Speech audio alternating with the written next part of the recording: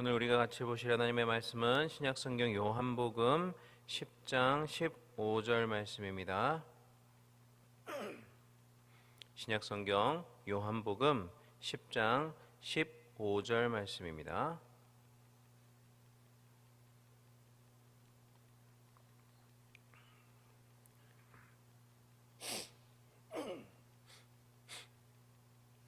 요한복음 10장 15절 말씀 다 찾으신 줄로 알고 한 목소리로 같이 읽겠습니다. 아버지께서 나를 아시고 내가 아버지를 아는 것 같으니 나는 양을 위하여 목숨을 버리노라. 아멘. 지난 시간까지 총 29번에 걸쳐서 도로토 신조 제1항 하나님의 거룩한 예정에 관해서 살펴보았습니다.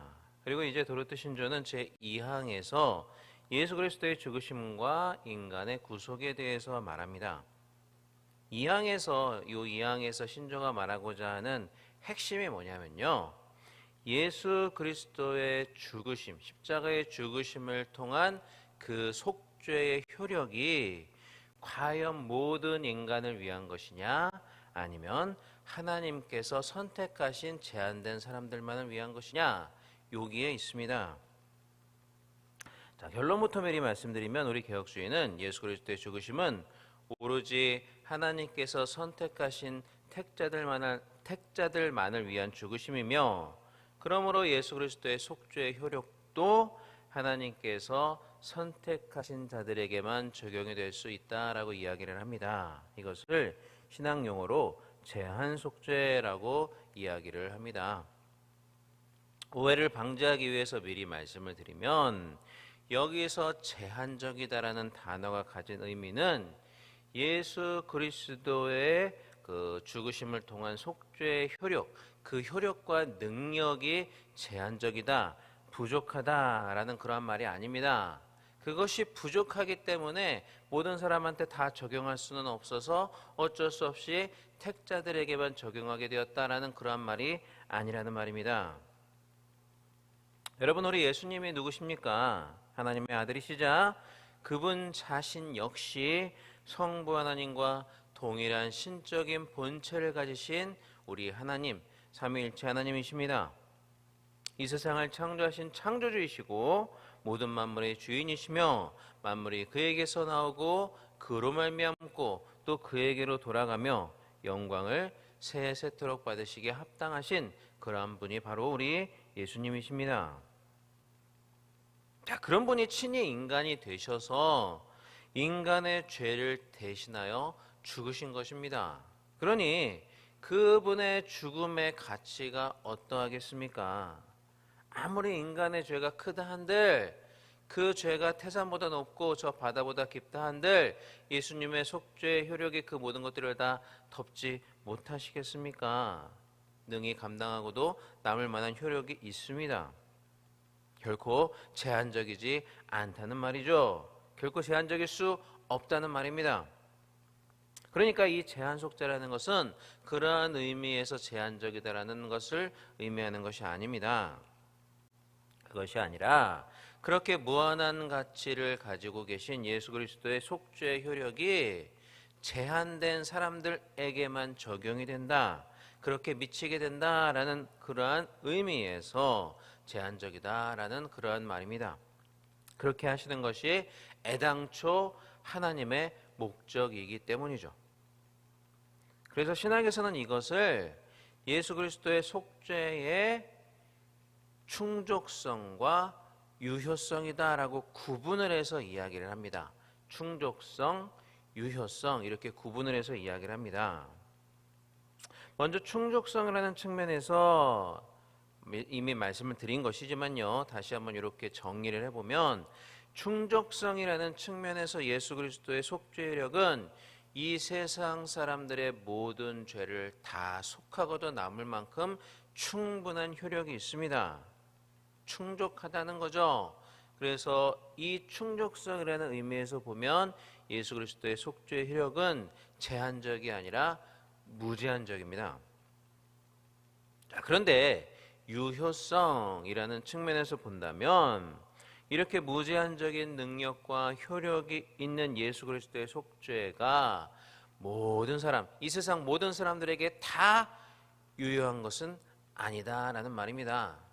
마치 예를 들자면 어떤 무슨 이제 병이든 다 낫게 하는 만병통치약이 있는데 그 만병통치약이 있다 할지라도 그것을 상처에 바르거나 먹어야 그 사람에게만 그 약이 효력을 발휘하는 것처럼 예수 그리스도의 속죄의 능력도 모든 사람들의 죄를 다 속하기에 충분하지만 그렇게 만병통치약 같지만 그것의 적용이 제한적이기 때문에 모든 사람에게 다 유효한 것은 아니다. 마치 약을 먹은 사람에게만 유효한 것처럼 예수님의 속죄의 이력도 그렇게 모든 사람에게 다 유효하지는 않다라는 말입니다.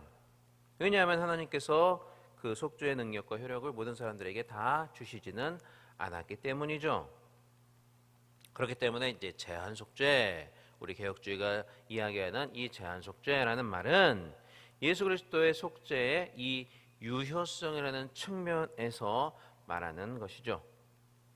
한마디로 정리를 하면 예수 그리스도의 속죄의 능력과 효력이 제한적이 아니라 적용의 대상이 제한적이기 때문에 제한 속죄다라고 한다는 것입니다.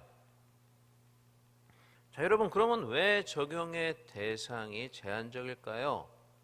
어차피 모든 사람들의 죄를 다 속하고도 남을 만한 능력이 있는 그런 예수 그리스도의 죽으심의 효력인데, 속죄의 효력인데 왜 일부 제한된 사람들에게만 그렇게 적용을 하시는 것일까요?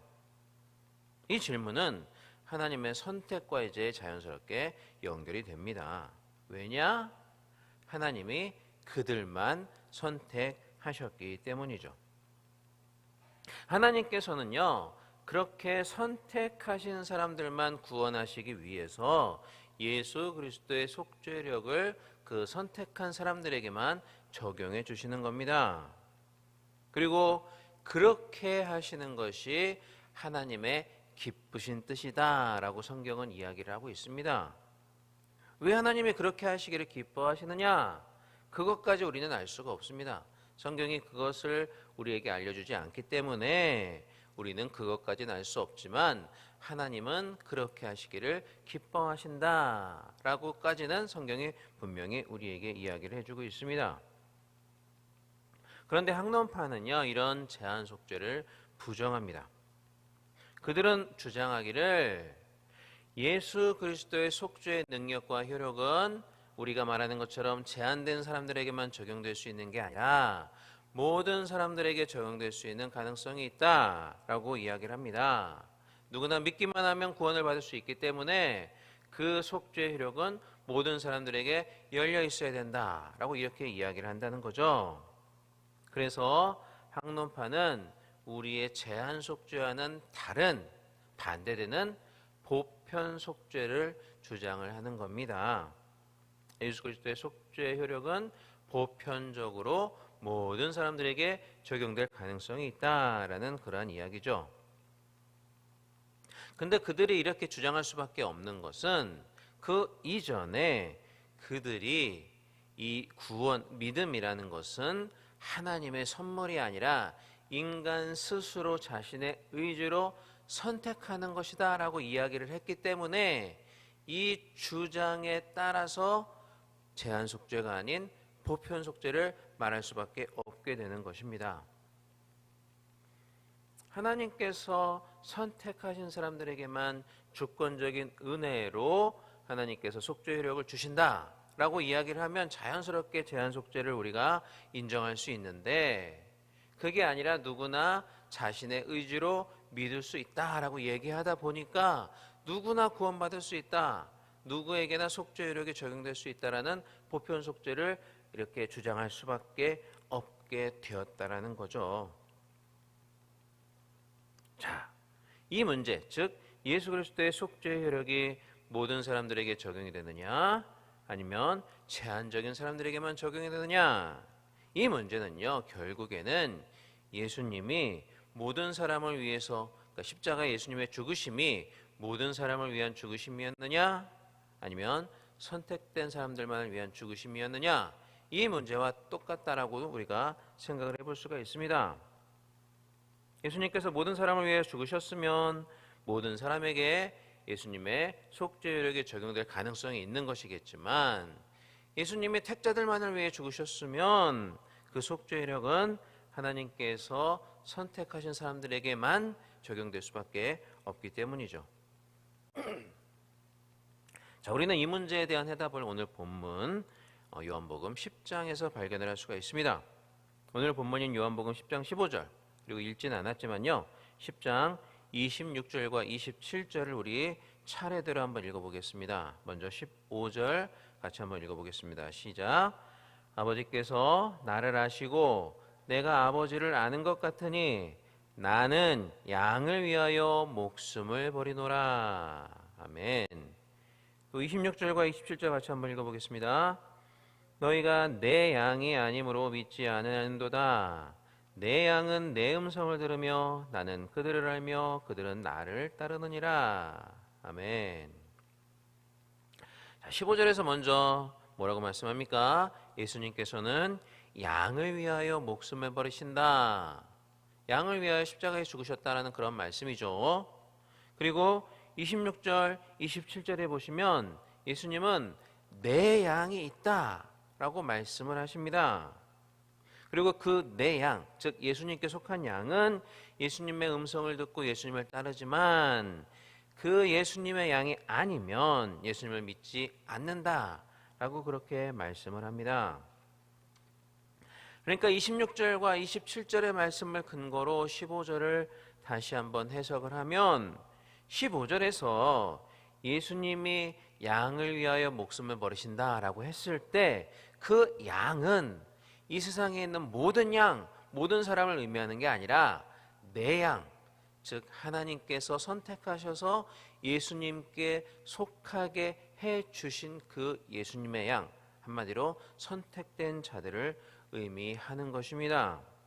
다시 말하면 예수님은 하나님이 자신의 양으로 주신 그 택자들만을 위해서 목숨을 버리셨다, 십자가에서 죽으셨다라는 그런 의미가 되는 것이죠. 그렇기 때문에 예수님의 속죄 효력도 당연히 예수님께서 위하여 죽으신 택자들에게만 제한적으로 적용이 되는 것입니다. 왜냐하면 예수님은 그들만을 위해서 죽으셨기 때문이죠. 그래서 우리는 이러한 성경의 제한 속죄를 하나님의 말씀 진리로 믿고 따르는 것입니다.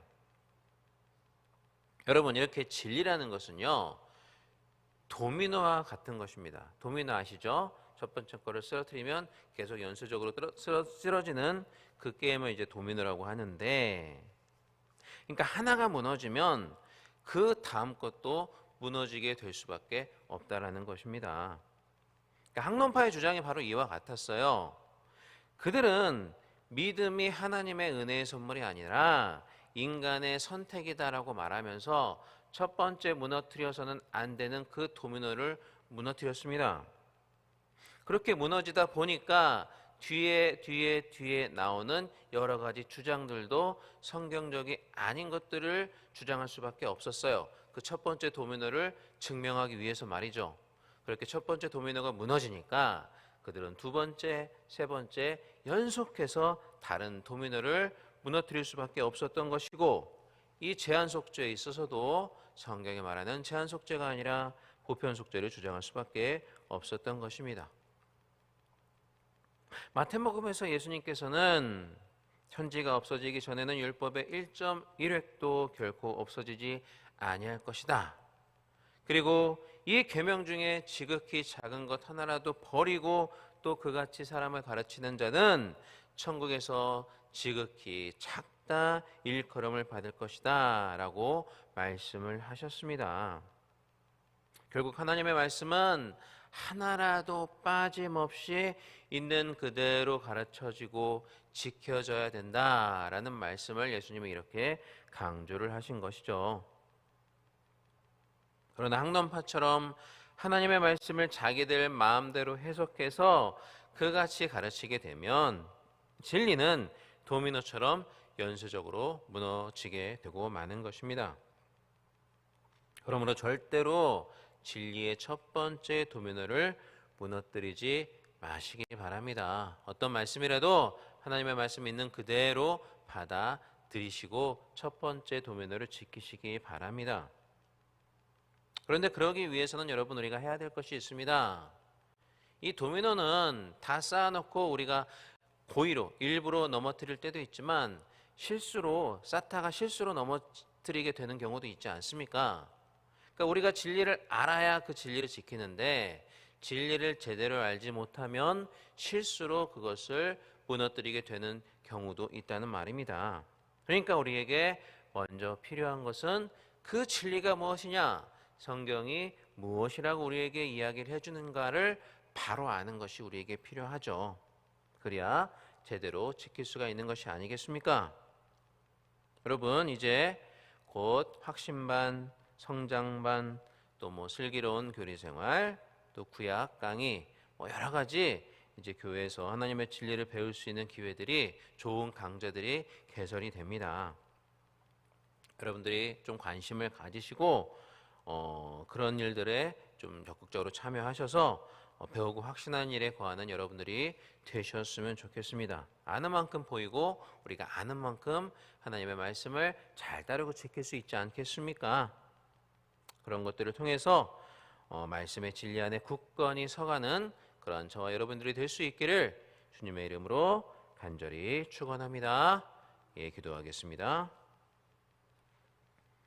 사랑과 은혜가 많으신 우리 하나님 아버지의 은혜와 사랑을 진심으로 감사를 드립니다. 오늘 하루도 우리에게 귀한 호흡을 허락하여 주시며 이 호흡을 통해 우리가 살아있는 동안 하나님을 예배하고 하나님을 찬양할 수 있는 시간을 주셔서 감사드립니다. 이렇게 새벽 제단을 쌓으며 우리가 선택된 그 목적, 하나님을 예배하는 그 목적을 이루며 살아갈 수 있는 기회를 허락하심에 진심으로 감사를 드립니다.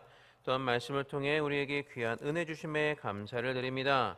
아무 공로 없는 우리를 선택하여 주시고 우리에게 예수 그리스도의 죽으심을 통한 속죄의 효력을 적용하여 주사 우리로 구원받는 하나님의 백성 되게 하여 주심을 감사를 드립니다. 우리에게 구원의 기쁨과 즐거움이 날마다 넘쳐나게 하여 주시옵고 우리에게 이 구원의 은혜를 선물로 주신 하나님의 은혜에 늘 감사하며 살아가는 우리가 되게 하여 주옵소서.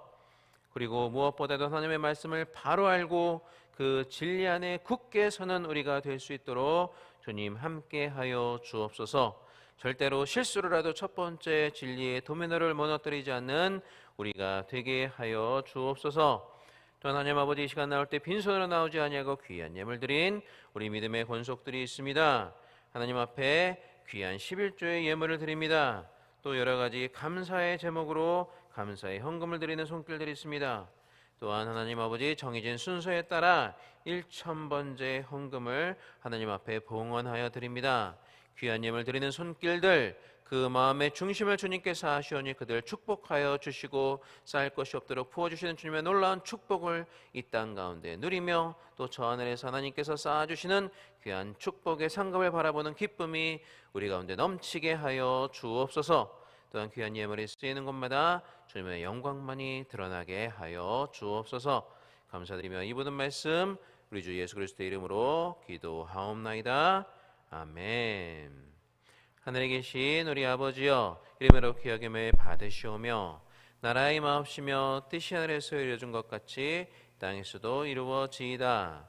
오늘날 우리에게 일용할 양식을 주옵시고 우리가 우리에게 죄 지은 자를 사하여 준 것 같이 우리 죄를 사하여 주옵시고 우리를 시험에 들게 하지 마옵시고 다만 악에서 구하옵소서.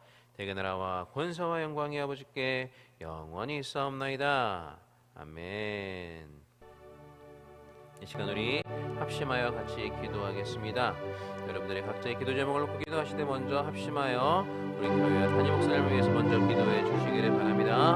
우리 담임 목사님 상처의 부위가 거의 잘 아물어가고 계시는데 끝까지 모든 상처의 부위들이 완치될 수 있도록, 그리고 앞으로는 더욱더 강건하게 하나님께서 맡겨주신 사역들을 잘 감당하실 수 있도록 위해서 기도해 주시기를 바랍니다. 오늘 여러 차례 말씀을 전하실 때 하나님께서 함께하여 주시고 붙잡아 주시사 능력의 말씀, 진리의 말씀이 강력한 성령의 능력으로 선포될 수 있도록 위해서 기도해 주시기를 바랍니다. 또한 각 처소에서 드려지는 모든 예배마다 성령과 진리가 함께하는 귀한 예배, 하나님의 기뻐 받으시는 예배가 되어질 수 있도록 각 처소에서 드려지는 모든 예배를 위해서 합심하여 기도해 주시기를 바랍니다.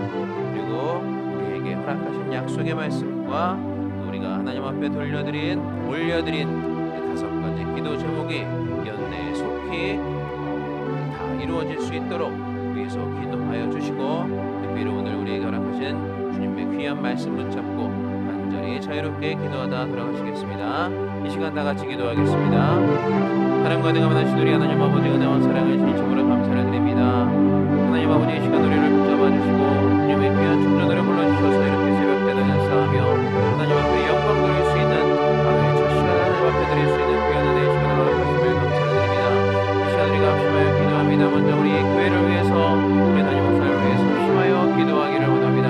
우리 담임 목사님 발뒤 금지 수술이 회복 중에 계십니다. 회복이 되셨는데 아버지 끝까지 완전하게 회복에 은혜를 허락하여 주시고 앞으로는 다시금 불안한 일이 없을 수 있도록 주님께서 특별히 붙잡아 주시며 또 강건하게 하나님의 말씀을 잘 선포하며 주님께서